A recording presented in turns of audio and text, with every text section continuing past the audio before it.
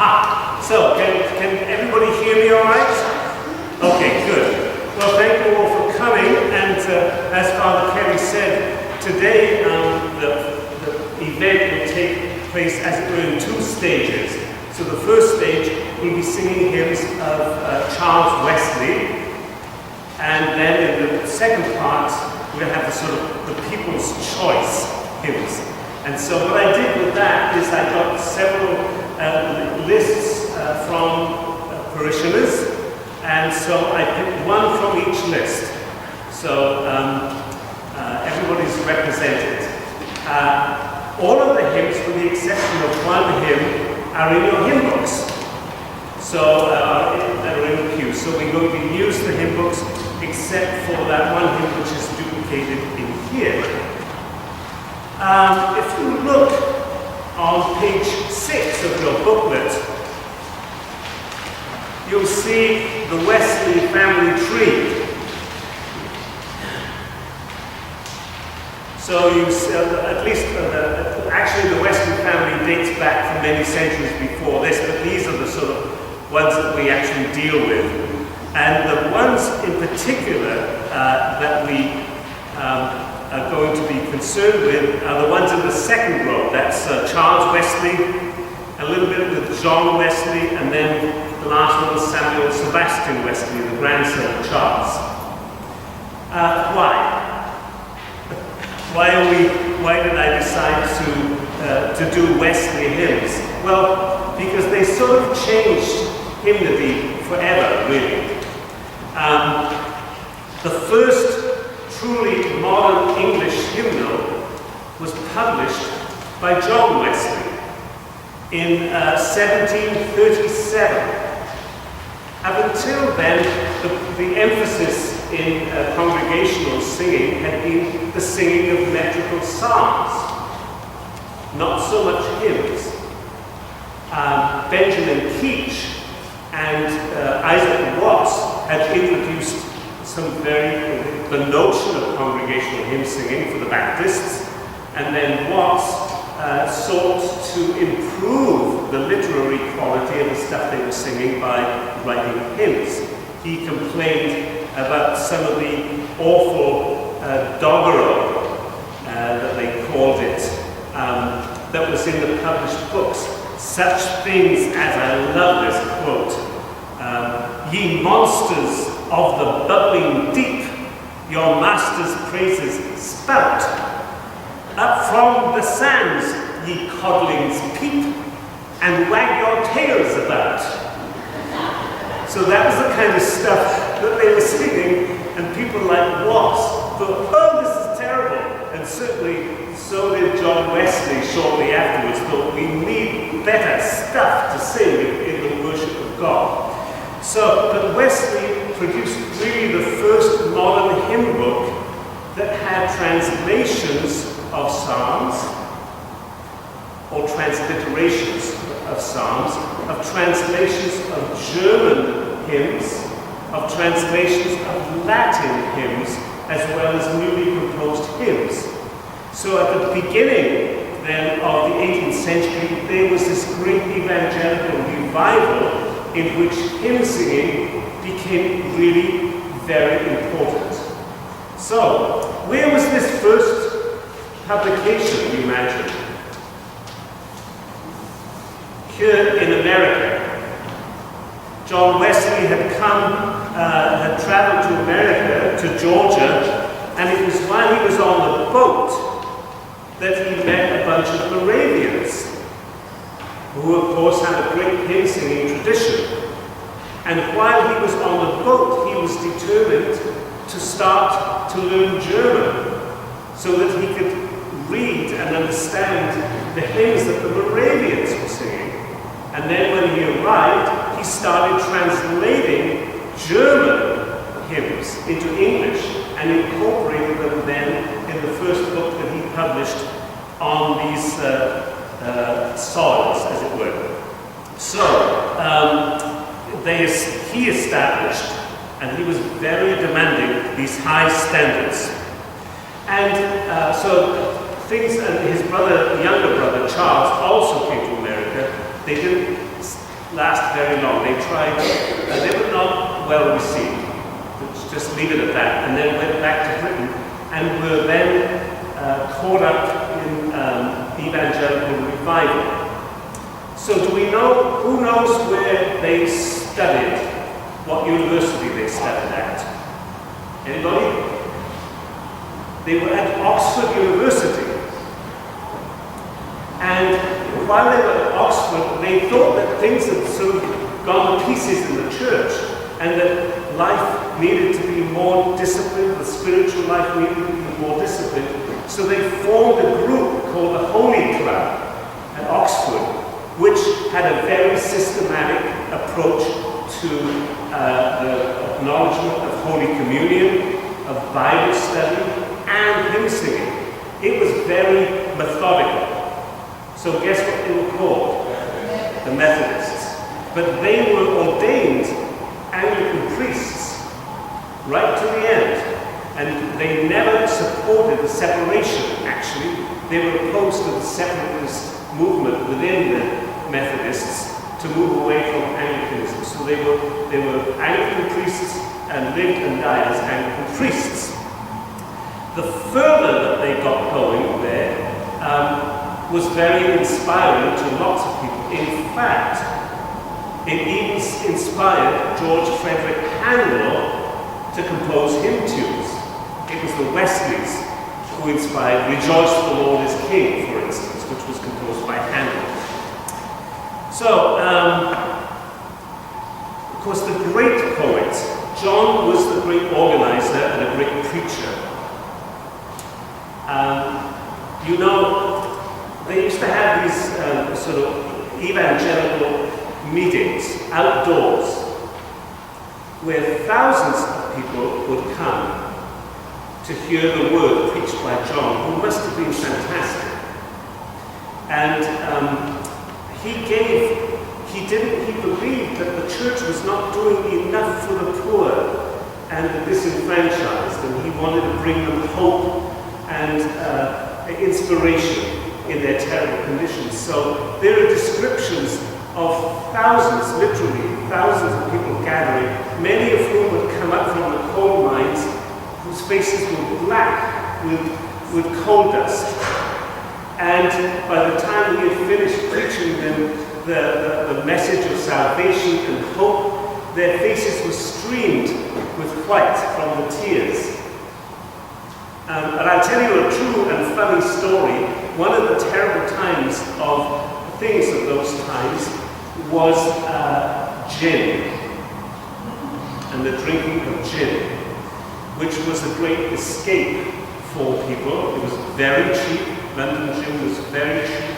And it also, for those people who found themselves pregnant, and conditions were awful. I think the Wesleys, Charles Wesley's parents had something like 18 children, of whom only 9 survived. And so those people, and they were well off, the people in bad situations were terrified of that. And so gin was in fact a way to create a spontaneous discarding of the child, shall we say. So it was a terrible thing. So John preached against the evils of gin. And this is a true story. So he had, before he started to preach the gospel, he had 2 glasses of water. 2 glasses. One had water in it, and the other had gin. So he took a little worm and dropped it into the water. And of course the worm swam happily about. And then he took the worm out of that glass and put it in the glass of gin. And of course, the worm died immediately. And Wesley said to the people gathered there, "So what does this tell you?" And one of the people in the front row said, "If you've got worms, drink gin." But anyway, Charles was the great poet, writing well over 6,000 hymns. And that's what we're going to focus on today. And we're going to start with one of the great ones that we all know and love, and that is Love Divine or Love's Excelling. It's 479 in your hymn book. And the way we're going to do it is this. We're going to start, we'll mix things up. I know there are not a lot of you here, so we'll have to sing lustily. I've included Wesley's own instructions on hymn singing in it that we'll reference a little later. And so one of the things that I think is particularly lovely is the admonition that he includes in there is number 4. Sing lustily and with good courage. Beware of singing as if you were half dead or half asleep. This is Wesley himself, right? But lift your voice with strength. Be no more afraid of your voice now, no more ashamed of its being heard than when you sung the songs of Satan. So we're not singing the songs of Satan. We're singing Love Divine or Love's Excelling. And the way we'll do it is we'll do the first stanza in unison. Got it? That's where everyone sings a tune. Then we'll do the second in harmony as best you can. And the last one we'll do in unison. And sopranos, you've got a descant, so you can wave on the descant. I've got some of the singers. I'm grateful to some of the singers from St. John's who were able to be here today, and they're sort of at the back giving you some courage. All right, so why don't we stand and start with that?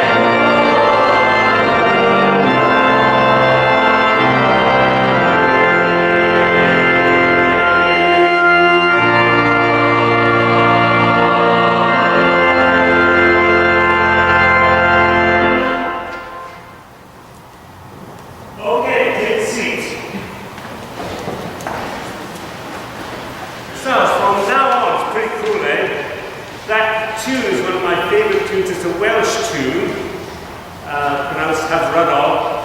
And as you'll see, I've exercised a certain sort of Welshman's prerogative. We actually sing quite a lot of Welsh tunes today. So now the rest of the hymns, if you look through them, can you see a pattern in the titles of those hymns? So what we are going to do basically is to sing about the life of Jesus now from Advent to his ascension without any of the sad bits. We're going to miss those out. So this next one we're going to do is Come Thou Long Expected Jesus, which is number 1 in your book. This is perhaps one of the most beloved of all hymns. It's pretty well in every hymnal. And it was included in a collection called Hymns for the Nativity of Our Lord. We find that Wesley was very, as it were, liturgically organized in his hymn publications and published hymns for various instances, for the Nativity, for the resurrection, for the ascension, etc., for the love of Christ. He was very disciplined. So we're going to sing this sort of rather quietly as a prayer for him. Alright? So you're all listening? So the first and last, everybody in unison, the tune in unison, and then stanza 2 by men, and then stanza 3 by ladies. How does that sound? Alright, and you can stay seated.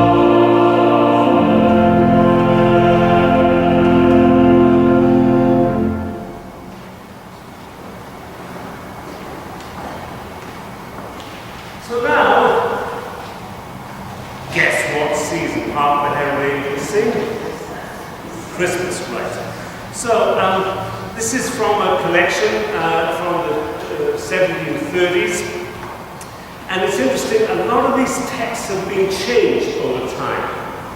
So For instance, the original was, "Hark, how all the welkin rings, glory to the King of Kings." So many of the texts that we sing of Wesley have been quite radically changed over time, and some sort of interesting stanzas dropped out. The tune is quite interesting. As you can see, it was composed by Mendelssohn, or adapted from a work by Mendelssohn, and it was not a religious chorus from one of his works. It was a secular chorus, and Mendelssohn himself writes this in English. I think there ought to be other words. If the right ones are a hit, I'm sure that the piece will be liked very much by the singers and the hearers. But it will never do to have sacred words. Mendelssohn really got that wrong, didn't he? So, finally, in 1855, right about the time that Detroit was developing and this church was, as it were, being contemplated, this was set, the Wesley set was set to this tune. So, but it was not originally conceived as a hymn tune, which is sort of interesting. Okay, so we'll do this one, 3 stanzas, first in unison, then stanza 2 in harmony, and then the third one in unison with, if anybody wants to do the descant, who knows the descant to this? So those of you who know, there's a very famous descant that came out of King's College, Cambridge. You can wail along on it on the last verse. All right, so you can stay seated for this one, but sing upright so you can sing lustily, all right?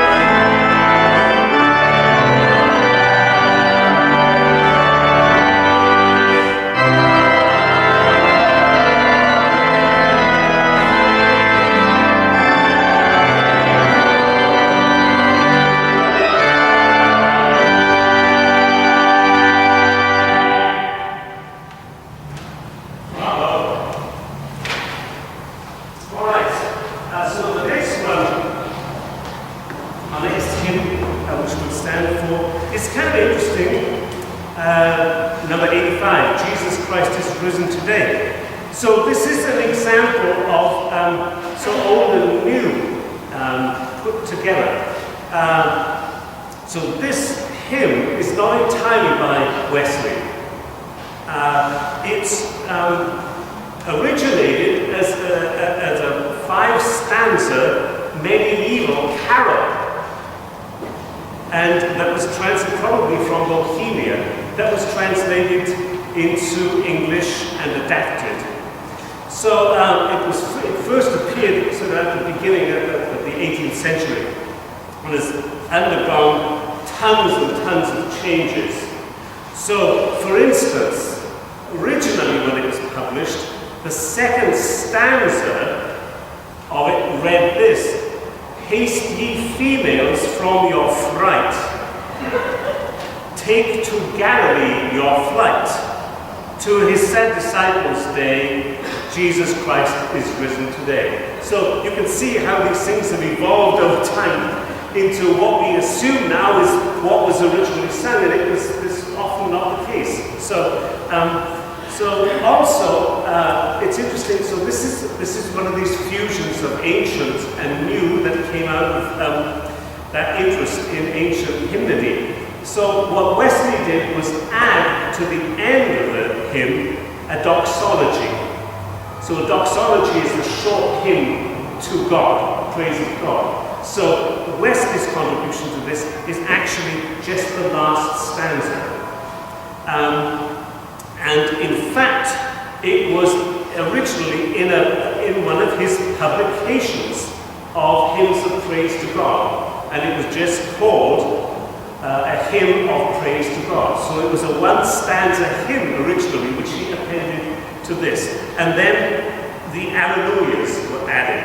So we'll do this in unison, and then men, women, and then everybody together. Of course, this is the quintessential Easter hymn that we all sing here with brass and all the rest of it, make a joyful noise. So you can stay seated for one more hymn, so you can stay seated for this one. So unison, men, women, and full.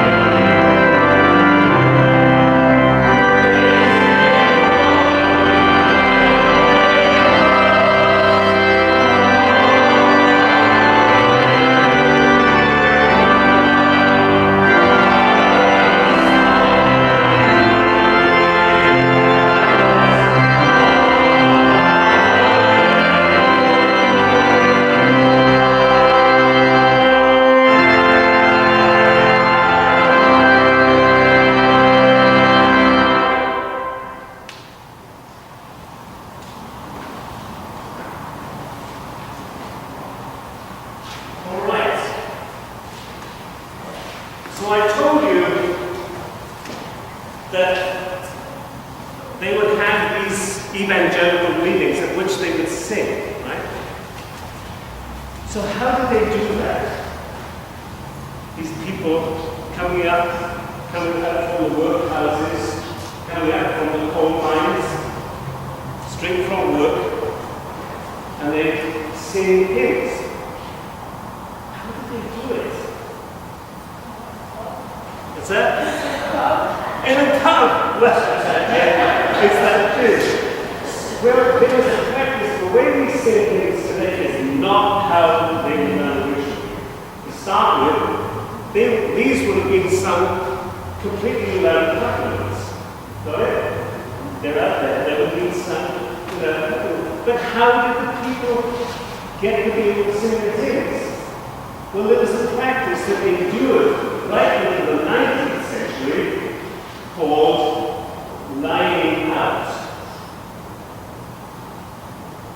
And what on earth is lining out? Well, it's where the song leader sings the line and then you repeat it.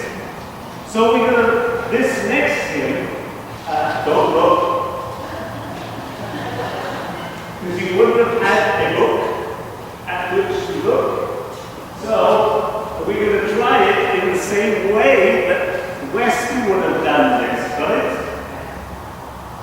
Christ the Lord is risen today. Christ the Lord is risen today. Alleluia.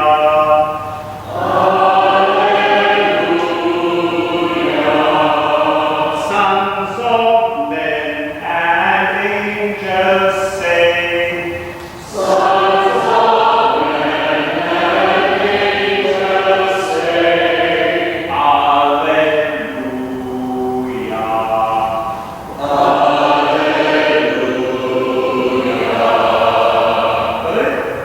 And so we'll explain a couple of things. One, the structure of the poem, so that each line would make sense in and of itself. Oh, because to break it out of that, we might make it idiotic. So affected the literary structure of the way things would be composed. And also, can you see how easy the students It's kind of straightforward, right? Very easy to remember and to learn. So we're going to sing this when it's 95. And, oh my goodness, it's another Welsh tune. Gwalchmai. So we all say Gwalchmai. Right. We'll teach you a little Welsh later on when we come to the next one. So I think actually we'll just sing two stanzas of this. All right. This is number 95. This is the second tune. And you notice at the top, it says, at the right hand where it says Easter, you see, it says 7777 with Alleluias. Who knows what that means? That's what's called the meter of the hymn. So the first line has 7 syllables. The second line has 7 syllables. The third line has 7 syllables. The fourth line has 7 syllables. So we just sang Jesus. If you turn it back to the, well, you don't need to. Cheat sheet. 85 has the same meter. So Jesus Christ is risen today. Sing these words. Christ the Lord is risen today. So if you had a tune that has a particular meter, any of the poems with that meter will fit the tune. So that's what we mean about meter. And one of the things that the Wesleys did was they introduced a lot of different meters, because most English hymn tunes had a limited number of meters. They had what they called common meter, long meter, and short meter, which were actually meters of popular songs, folk songs. And so those were the standard readers. Nearly all of Isaac Watts's hymns were written in 3 readers only. And Wesley, who was introduced to the German hymn, this other hymn, which had much more complex readers, began to adopt those into English hymnody. So we'll just sing the first and last of these, all right? Stanzas, first and last. And we'll sing them in unison, all right? Everybody